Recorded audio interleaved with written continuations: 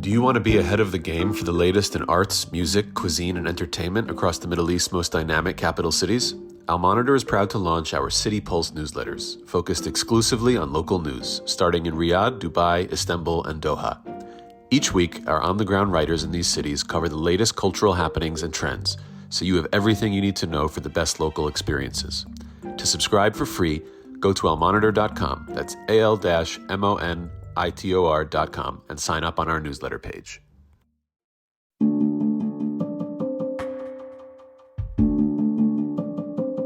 Welcome to On the Middle East, Al Monitor's podcast on the big and interesting stories in the region. My name is Prince Mohammed, and today I'll be discussing Saudi Arabia's support for the interim government in Syria, led by Ahmad al-Sharaa. The former al-Qaeda militant overthrew Syria's longtime dictator Bashar al-Assad in December last year. His first trip abroad as interim president was to Saudi Arabia, the country where he was born and lived in for 7 years, and which is poised to play a key role in Syria's economic recovery. My guest today is Dr. Aziz Algahashian, an adjunct professor at Niaf University for Security Sciences and a senior non-resident fellow at Gulf International Forum. Aziz is specialized in the kingdom's foreign policy, including its relations with Israel. He joins us today from his home in Riyadh. So welcome to our program, Aziz. It's really sweet of you to come on today because I know how busy you are. My pleasure. It's really good to join you. So let's just go straight into this very, very difficult topic of Syria and kick off with why it's important to Saudi Arabia. Well, I think firstly, when it comes to Syria, it's also a center of power for the Arab world historically, and I think there's a great deal of history there. Syria has always played a significant role for the Arab world, for exporting a great deal of knowledgeable people and culture, etc. So, I mean, there is always going to be that attachment, and there is that natural attachment, I would say, to Syria. But I think in the current geopolitical sense, Syria is now, or the situation within Syria is lending itself or presenting itself as an opportunity to change the landscape, the geopolitical landscape, for a preferred Middle East order for Saudi Arabia. And I think for a very long time, with the Bashar al-Assad regime, it's been clearly, in mostly the Iranian kind of orbit, or considered as part of the Iranian orbit. And I think now it's an opportunity to begin to rehabilitate Syria, to make the geopolitics of the region and the regional security a particular one that is beneficial, I think, to the Arab world, but also beneficial to many Syrians as well. So I think it's an opportunity that it seems very clear that the Saudis and others are not wasting an opportunity to make the most of. And the sort of regional order that Saudi Arabia would like to see is one where Iranian influence is curtailed, balanced, shall we say? Is that right? Well, I mean, what is the issue with the Iranian influence? This is the whole thing. I mean, Iranian influence over other places per se is not the issue, because I think this is also what Saudi is trying to communicate, to Iran, is that this isn't an anti-Iran thing. This isn't an anti-Iran maneuver. The issue is that, okay, well, what does a Iran sphere mean? And I think this means, unfortunately, that it's going to come at the cost of security of other Arab states in the region. And I think this is the dilemma that the Saudis and the Iranians are trying to iron out within their own relationship, which is basically, uh, trying to figure out this forward defense mentality that I think the Iranians usually refer to, and that basically, okay, the Iranians are seeing this as some sort of expansionism in the name of defense, and it's an oxymoron a lot of the times, and it leads to it leads to dynamics that are against Arab and Saudi security directly. So the presence of Iran somewhere is not not per se the issue. It's really, what does that mean, which is basically expanding their defensive um, sphere. And so I think this is a theme that's just not in Syria. You see this also in Yemen, you see this also in Iraq. And also another thing we have to keep an eye on is probably Sudan as well, to see this playing out. But that's probably a discussion for, Well, yes, and it's hopefully one that we can have in the future, because yeah, it's also a very neglected yet important yeah, story. But the way you described Iran sort of corresponds very much to the way Israel is currently behaving in Syria. So, what is the Saudi position vis-a-vis Israel and its actions inside Syria? And how does that make things even more complicated, let's say, going forward, yeah. on top of what's happening in Gaza, to a future Abraham Accord between uh, the kingdom and Israel?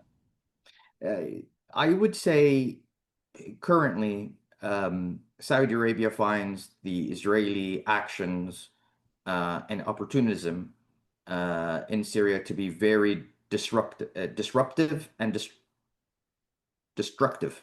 That's the disruptive and destructive. Um, I think Saudi and others are trying to make sure that al-Shara''s government is um, intact, that it is, they're trying to boost his own kind of legitimacy. And I think the more Syria intervenes, I'm sorry, the more Israel intervenes in Syria, and the more they try to expand and create these buffer zones and find excuses to create these buffer zones and change also the negotiative landscape. I think they're changing the goalpost a lot of the times. The more the Saudis find this to be, not in the interests of Syria, nor for al-Sharaa, who Saudis are really backing, because I think it will hinder his legitimacy. Israel is still perceived negatively, and because of the war that's taking place now in Gaza, the situation, it's al-Sharaa can't seem to be acquiescing to some of these things. And so it's an ultimate complicator. The Israeli presence in Syria is the ultimate complication to what the Saudis and others want to achieve inside Syria. Now, I say this because in my research, what that looks at Saudi-Israeli relations, there was once upon a time during the Arab Spring actually a clear harmony between Saudi Arabia and Israel against the Assad regime, but in particularly about thwarting and trying to diminish the Iranian presence there. And you could see a great deal of harmony then, but that has stopped. And it stopped even before. It stopped even during the Assad regimes, or the last years of the Assad regime.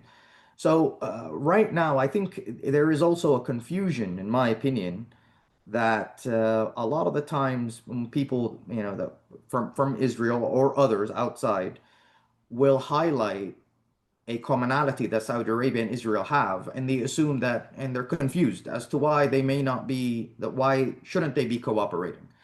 And it's far more complex than that, or I would say not even far more complex. It's not as simple as that, rather than far more complex than that. It's not as simple as that. The presence of mutual uh, goals is not enough to warrant discussions of normalization, and should there be really a Saudi-Israeli alliance, and these massive words that we always use. I think these terminologies is used too willy-nilly a lot of the times, because it's decontextualized from the bigger picture. So I think, for me, this is how I see how I could explain my two cents on the Saudi Israeli dynamic in Syria.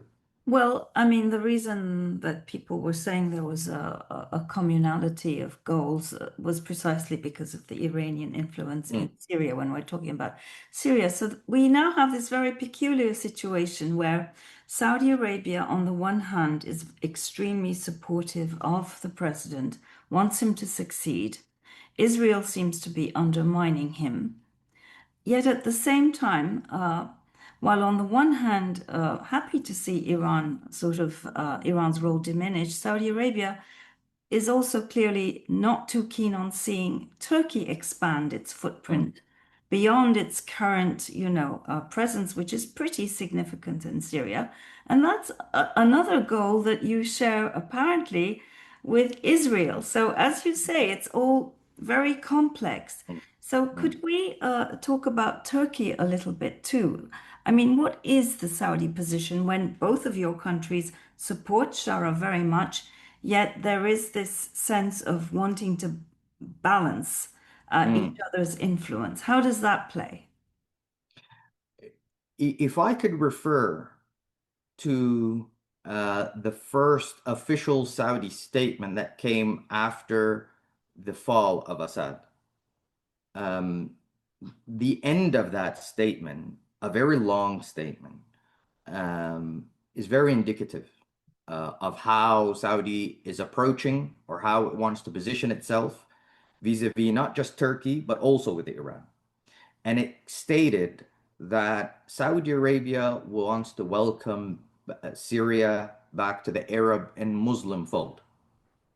And they referred this, and I think this was deliberate. Why? Because I think the Saudis wanted to make sure that they did not want to provoke any kind of zero-sum structure or zero-sum perception of Syria. Because I don't think they want to do that, because I don't think they could afford to do that. I think the reason, if it turns into zero-sum, this is going to put them, this is going to do two things regarding, if I may also touch upon Iran and Turkey. Of course. This will hinder the rapprochement process that's taking place between Saudi Arabia and Iran.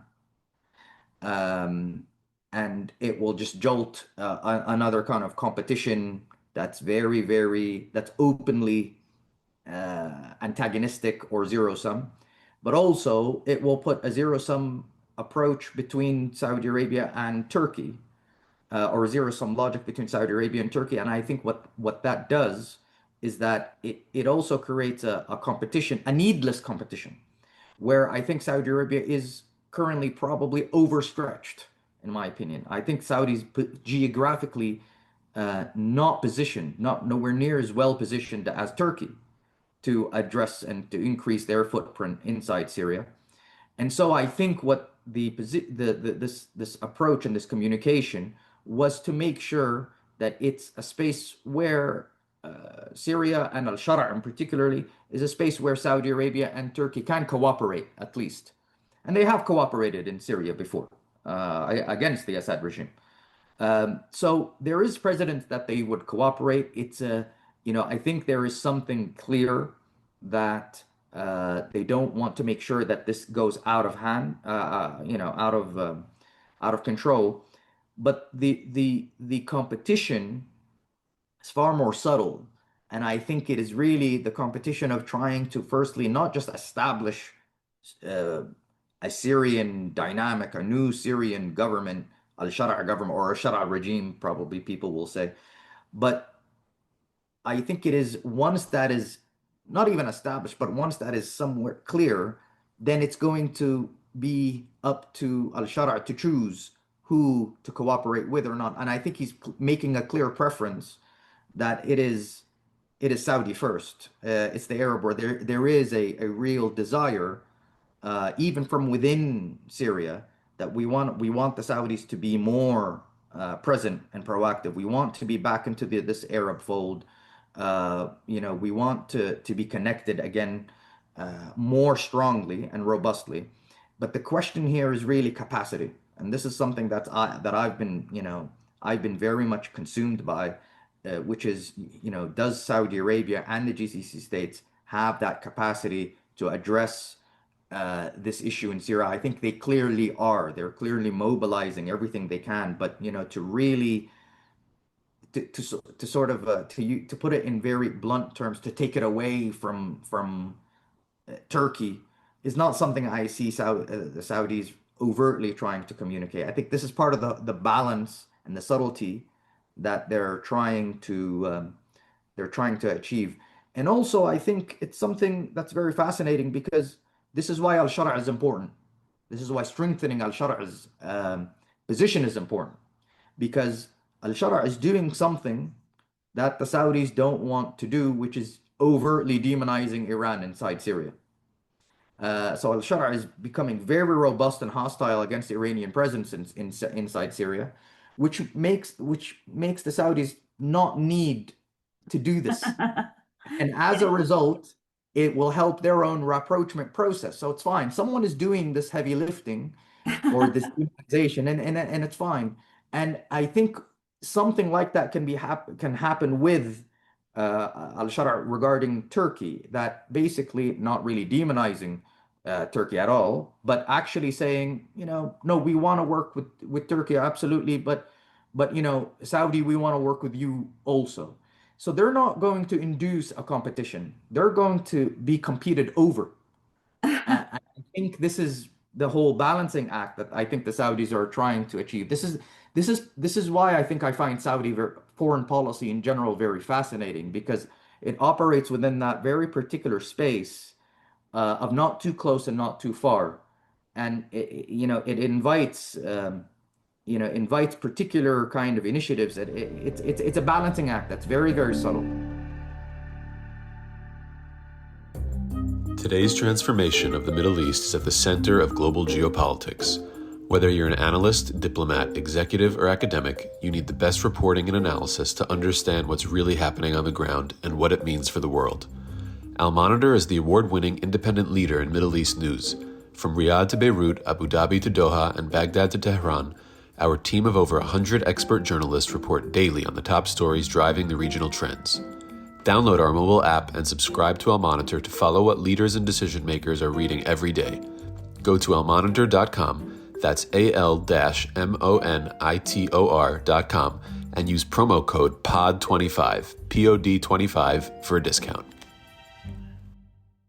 No, absolutely. And as you say, Shara rightly wants to diversify his relations and doesn't want to be overly dependent on Turkey, given especially that they have more than 10,000 troops in there and sort of control over these other militias, Sunni militias.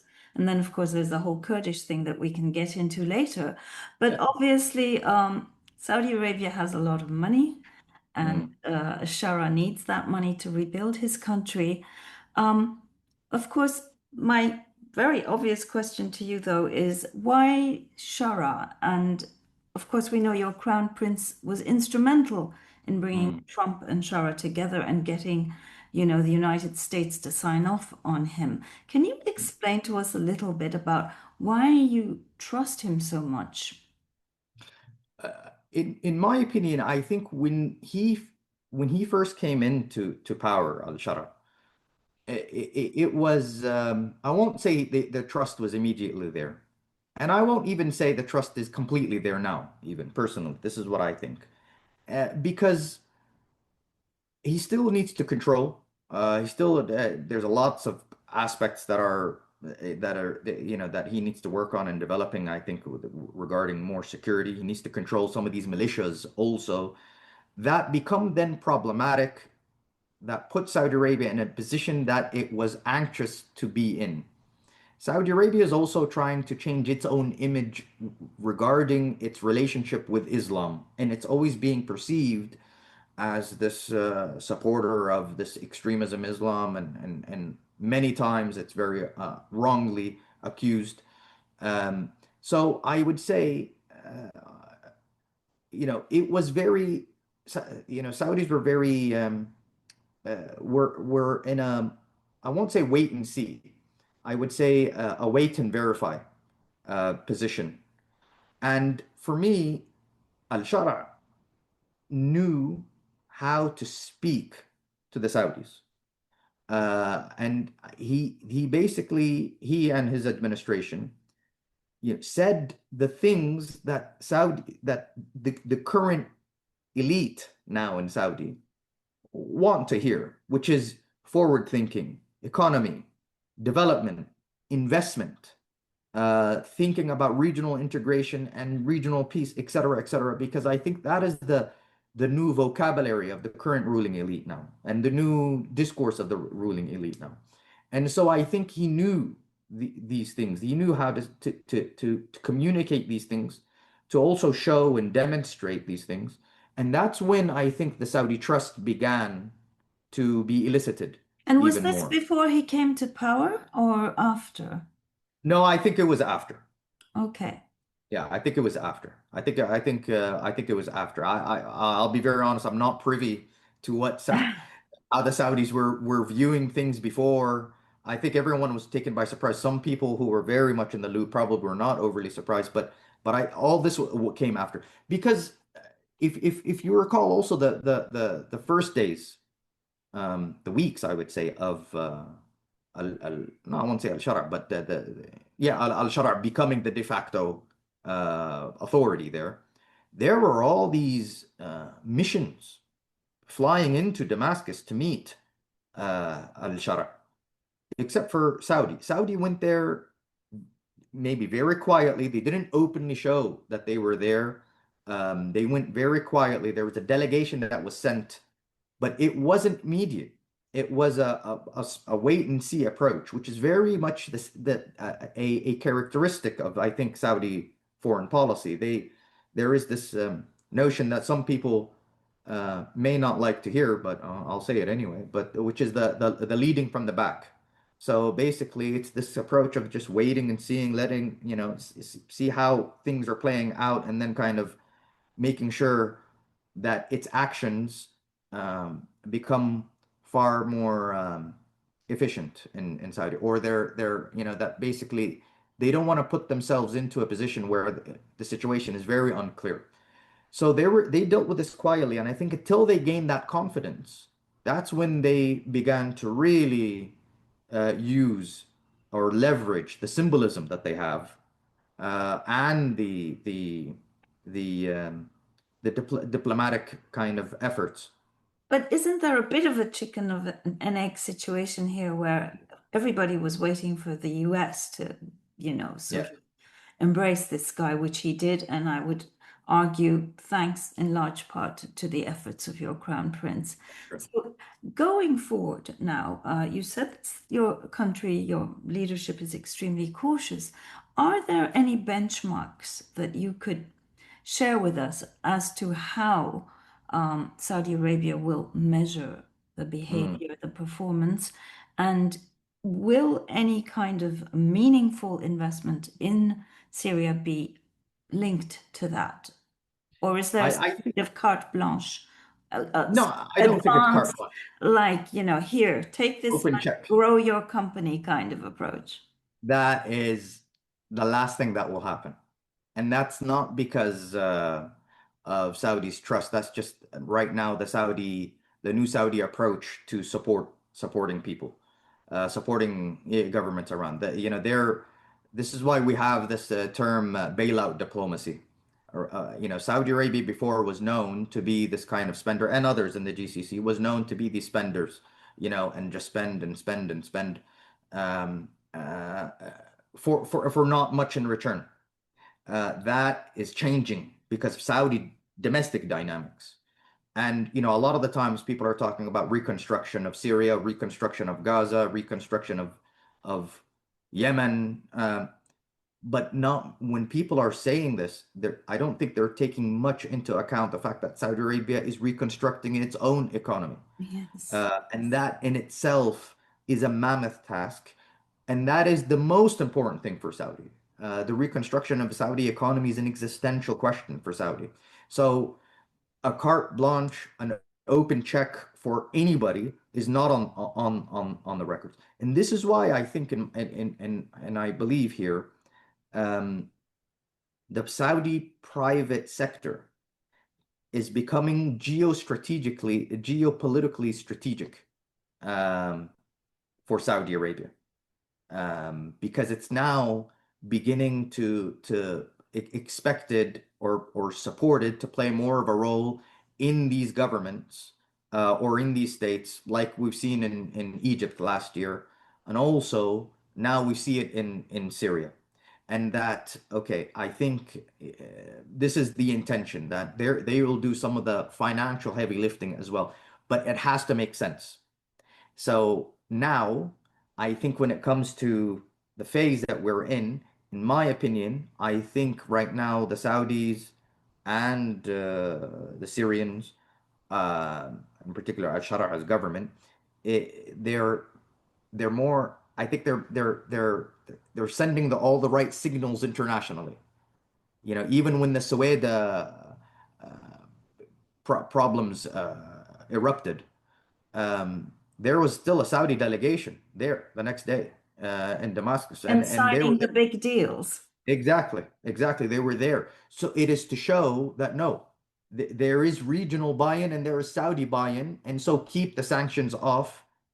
And so we could, there is something happening here. Please don't interrupt it. But Aziz, all that Yeah, money, all those big yeah, deals, I mean, they're on paper, right, for now. And so, that's true. and you're talking about Saudi business, the private sector, which is going in and being strategic and sort of, I guess, in a way, complementing your official policies. Mm, But business is business, and you need a that's true. stable, safe environment. And what we saw happen in Sueda, coming on top of the coastal violence, of course, was deeply scary and, Disturbing.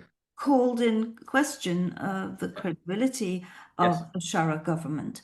So going forward, do you believe that the system that he's been advocating so far, a tightly centralized model of governance, is Mm. one that would work for Syria? And how does Saudi Arabia approach that issue? And I would be in particular interested to hear what the Saudi position on the Kurds is, because there has been engagement between Saudi Arabia and the Kurds, as Saudi Arabia is a member of the US-led coalition against Daesh. And in that Mhm. context alone, of course, there have been contacts. And we just heard the SDF Commander-in-Chief Mazlum Kobani, Mazlum Abdi, he calls himself, call for Saudi mediation between themselves and Damascus. Could you explain that dimension to us a bit, Yeah. as Well, but Syria? sure, I'll get to this, but I want to also touch a point that you mentioned earlier, in which is about the whole, these are all things in paper. I don't dispute that. This is clear. But that's the whole point now. It is to send the signals. It's not really to bring in the investment. It is to show that there is intent here and that we're working on this issue. It's not that, the investments are coming in. This is misleading, and it's not. And I think also the Saudi private sector and others, I think, are beginning to understand that, listen, it's probably far more difficult than we think it is. But the fact that they are, because a lot of the times they're referring to the working on the right kind of environment for investment, and working on the right kind of environment for investment in itself is an indication that, okay, maybe we need to be careful with how much we spend. No, not how much. Maybe, we may not be spending as much as many people think, unless it's right. But that means we're willing to work towards it. So that's, I think, the thing that I'd like to just expand upon, because I think your point is very spot on. The other thing I think about, the centralized form of government, for me, this is also something that I think is something that the Saudis will have to keep their eye on. Firstly, or they are keeping their eye on. And it's not necessarily the nature of the government, it's the conduct of the centralized government.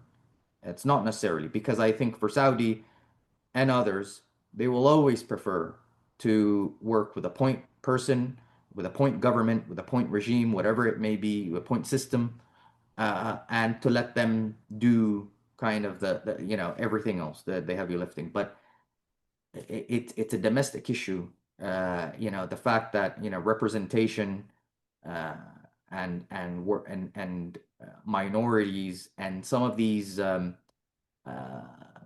basically targeting of some of these minorities is is cracks in that Saudi support for al-Sharaa. And I think when al-Suwaida thing erupted a few weeks ago, you could see that it was in the statements, you could sense it and you could see it that, listen, we are putting our neck on the line for you. These things we cannot afford. You need to be far more inclusive and you need to get a grip of security because these are the kinds of things that will not make you lose international support, but you will lose our support too. We cannot afford to be associated with this. And at the same time, dealing with kind of the Kurds, this is then an issue with sensitivities between al-Sharaa and of course the Kurds themselves and Madlum, a General Madlum. And so I think here this is why there is not an absolute all-in support that Saudis are showing here. It's very much it's an unconditional it's a conditional support. So are you saying in effect that while you're not ready to comment on the precise nature of governance any more than your government is, it's simply because it's a matter for the Syrians themselves to decide, it's Yes. clear nonetheless that some kind of accommodation needs to be reached with these groups if the country is to succeed and retain your support? This is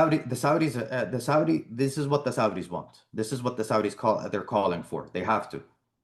There have to be, and they've been clear on this. Now, the way this happens, Saudis don't want to get into the details.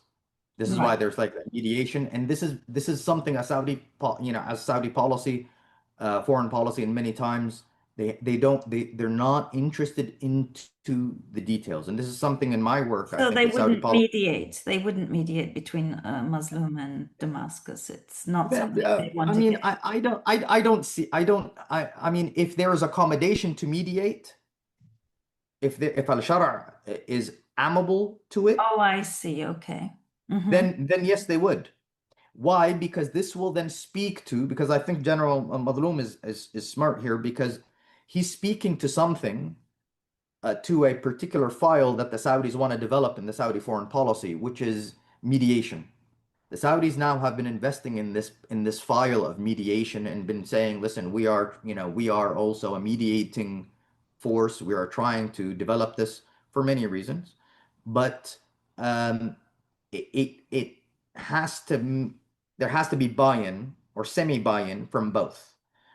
Currently, I don't see it maybe On the I Syrian don't side, yes, I don't I see mean, it maybe Shara's happening side, because they're all yeah, Syrian. on the Shara side, Yeah. because if there is any kind of a little bit of flexibility, I think the Saudis will present themselves at least as a mediation, and I think it will actually even for Saudi kind of for themselves personally, they will want to use this approach, instrumentalize it to show that they're doing more also. Right.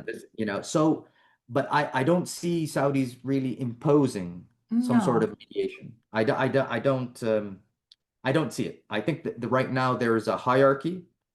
There's a preference of who they want to deal with. They will certainly keep the door open with General Makhloum and others, but uh, at the end of the day, they want to create stability in Syria, whatever that stability may look like. And therefore, they will build upon that. They don't want to disrupt that stability. It's so tough because Shara's being pulled in so many different directions. Yes. The Israelis want one thing, the Turks another, Yeah. the Kurds want their autonomy, the Druze obviously, and the Alawites. And of course it's Sharq al-Awsat, it's the Middle East. Yeah. It's not Norway or Sweden, so Yeah. complicated. Well, Yes. please, Yeah. thank you so much. I mean, we could go on. Yeah. There's so much more to talk about in Sudan as well. So I'm going to ask you for a rain check on that. And thank you so much for My joining us pleasure. from Riyadh today. Thank you. My pleasure, and it really is my pleasure to join you. I really enjoyed this conversation, and I look As forward to did many I. more. Thank you. And this brings us to the end of this week's episode of On the Middle East. For more in-depth and independent reporting on the Middle East, go to our website www.al-monitor.com. Thank you and goodbye.